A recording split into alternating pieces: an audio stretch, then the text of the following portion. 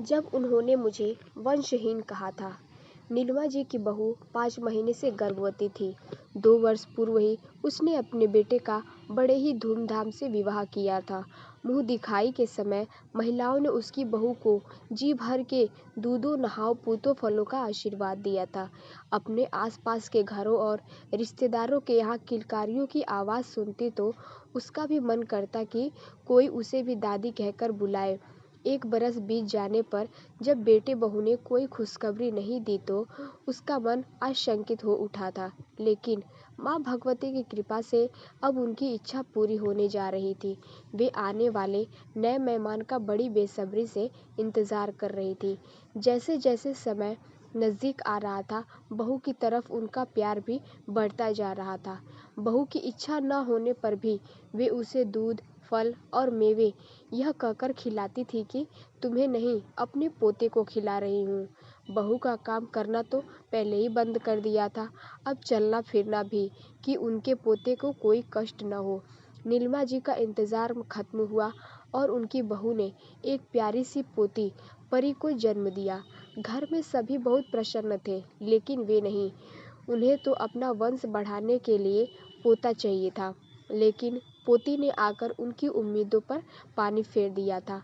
वे बोलती तो कुछ नहीं थी, परंतु उस नन्ही सी बच्ची के प्रति उनका उदासीन रवैया बहू से छिपा न रह सका। उसके पति और ससुर से इस बात का जिक्र किया।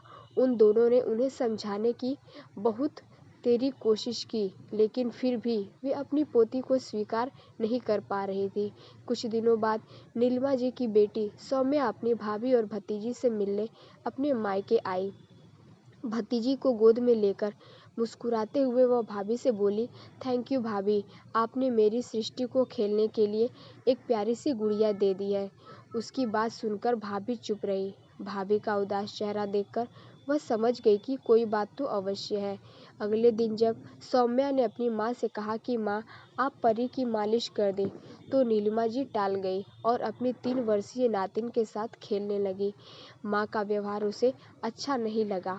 वह बोली, माँ, जब मैं पैदा हुई थी तब भी क्या आप मुझसे भी ऐसा ही बर्ताव करती थी जैसा कि परी के साथ कर रही हैं? मैं जानती हूँ कि माँ, आप बेटा चाहती थी, पर मैं तो, कहते हुए उसका गला भर आया। नहीं नहीं बिटिया, तू तो मेरी लक्ष्मी है, मेरी रानी बिटिया है। नीलिमा जी ने बेटी की बात को काटते हुए उसके सिर पर प्यार से हाथ फेरते हुए कहा, तो फिर माँ, आप परी के साथ ऐसा क्यों करती हैं? जरा सोचिए, परी के साथ आपकी दूरी को देखकर भाभी को कितना दुख होता होगा। और माँ, आपको याद तो होगा, जब सृष्टि का जन्म हुआ था तब मेरी सासू माँ ने मुझे कितना सुनाया था। जब उन्होंने मुझे वंशहीन कहा था, तब आपने ही उन्हें कहा था कि घर में कन्या का जन्म साक्षात लक्ष्मी का प्रवेश होता है। फिर आज आपको क्या हो गया है? दोनों बच्चियाँ आपकी ही हैं, फिर नातिन से प्यार और पोती से नफरत। आखिर रिश्तों में इतना फर्क क्यों माँ? कहते हुए सौम्या का स्वर भीग गया।